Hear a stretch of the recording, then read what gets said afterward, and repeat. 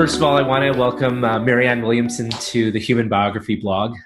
I have been recording great interviews from my home. And today, Marianne, where are you today? I am in Virginia. Virginia, super. And how are you right now? How are things going on in your world right now? I'm experiencing the same level of stress that everybody is feeling. Yeah. I'm aware how deeply fortunate I am. When I think of what this experience means for many, many people, I have no basis for complaint. Wow.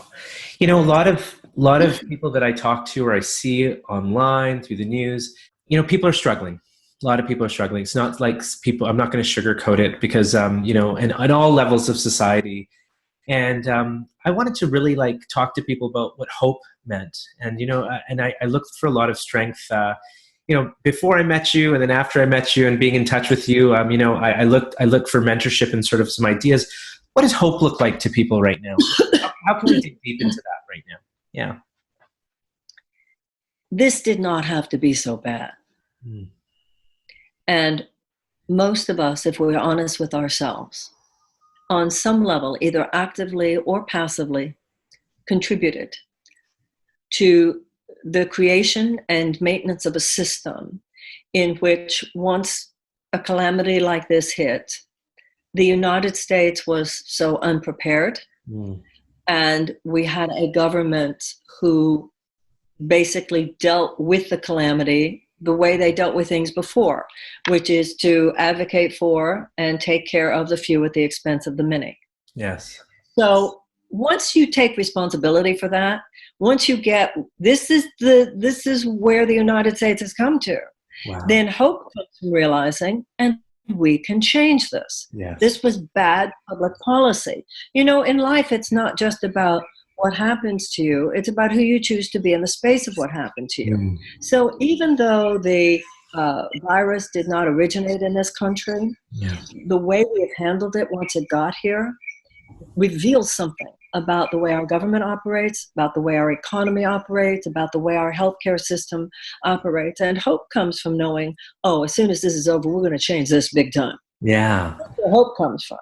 God is within you. So to say that we have hope and faith in God means we have faith in what we are capable of doing when we allow love to lead the way, because love is what God is.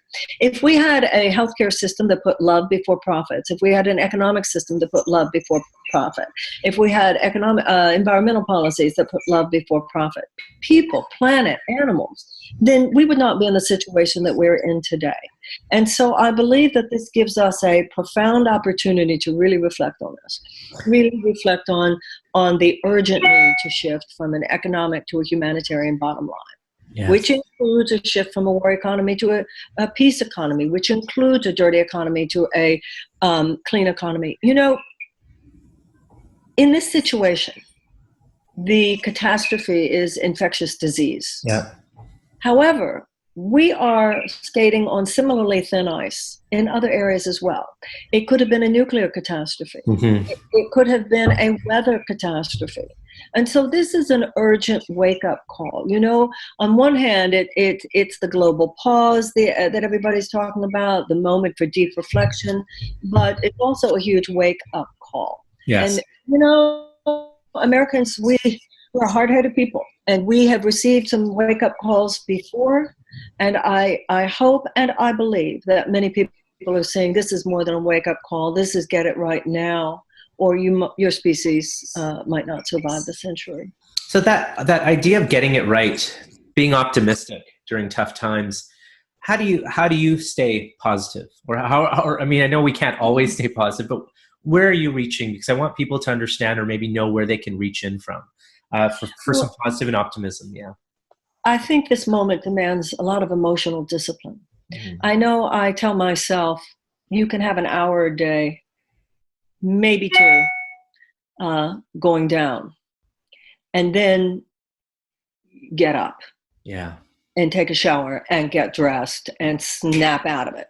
Yes. Because you are the generation that is called upon to do something about it. This ain't it awful thing, this whining. No. The abolitionists didn't just whine. The women suffragettes didn't just say, ain't it awful. They did something. This is our democracy we're talking about. This is our planet we're talking about. This is our children's children that we're talking about. So, there's almost like a little bit too much like, ain't it awful? Given how many people are saying that are the ones for whom it's not all that awful. Yes. Do you know what I'm saying? Yes. We're being passed down information from people who are probably not living the same life and situation as the masses. I live here in Canada.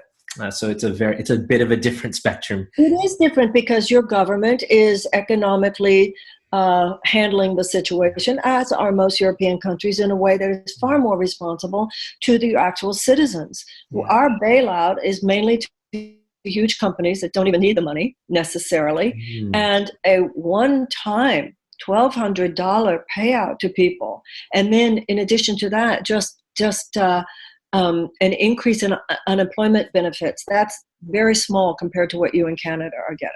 How does that shift, that whole power train that's happening right now? How does that shift?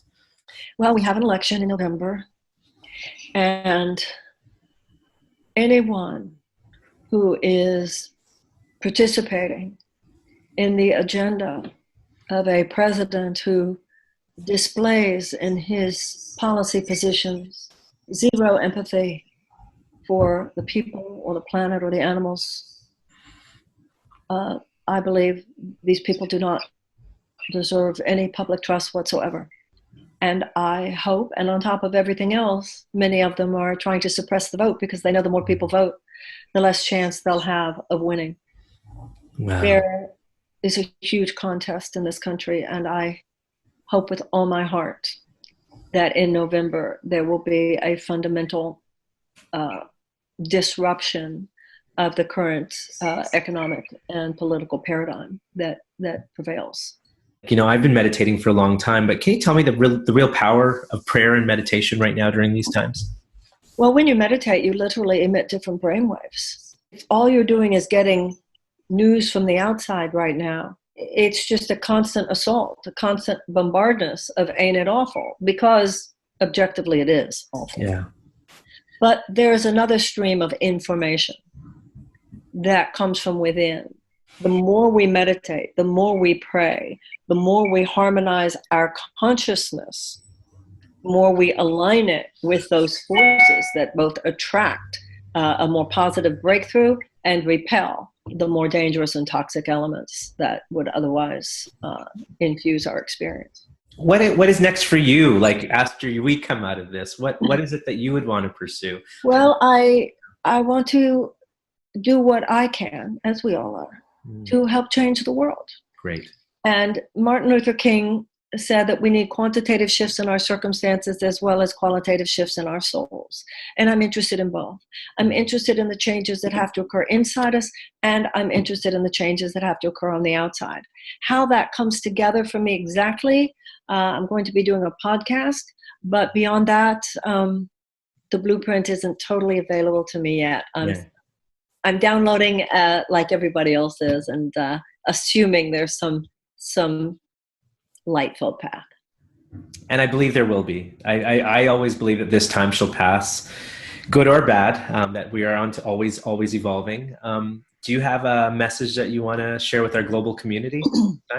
The 21st century is a different, and must be a different mindset than the 20th century. The 20th century was different than the 19th, and the 21st needs to be different still. The 20th century, which is the mindset we inherited, is very mechanistic. It sees the world as a vast machine. And if you want to change the world, all you do is tweak the pieces of the machine. In the 21st century, we are realizing what James Jeans, a British physicist, said. It turns out the world is not a big machine. It turns out to be one big thought. Wow. And we need to rethink the world. It's really not working that we see ourselves as so separate. It will work when we see ourselves as one human family. It really isn't working that we base our international relations on competition or any of our relations on competition. We need to base our relationships, both individual and collective, on collaboration. Yes. We need to think not just about ourselves, but to realize that single garment of destiny, as Martin Luther King said, which makes the golden rule a prescription for survivable living. Do unto others as you would have others do unto you. Why? Because they will, actually. Yes. And even if they don't, somebody else will, because that's the way the universe is set up. Karma is simply the law of cause and effect. Whatever you do, it's coming at you in one form or the other. And whatever you withhold from others will be withheld from you. That's an objective, discernible law of the invisible planes, just like there are objective, discernible laws of the external planes. So we stand on the precipice of disaster as a human family if we are not willing to change our fundamental mindset that dominates human civilization. And that mindset is simply that which holds that we're really on this earth to love each other. And that if we would allow not only our personal behavior be dominated by that sentiment, that sense of ethical and moral responsibility to other people and to the planet and to animals, if we turn that into a dominant guiding principle, not only in our personal behavior, but also in collective behavior and public policy, then we are going to see a miraculous shift on this planet, and many of us would be fortunate enough to live to see it.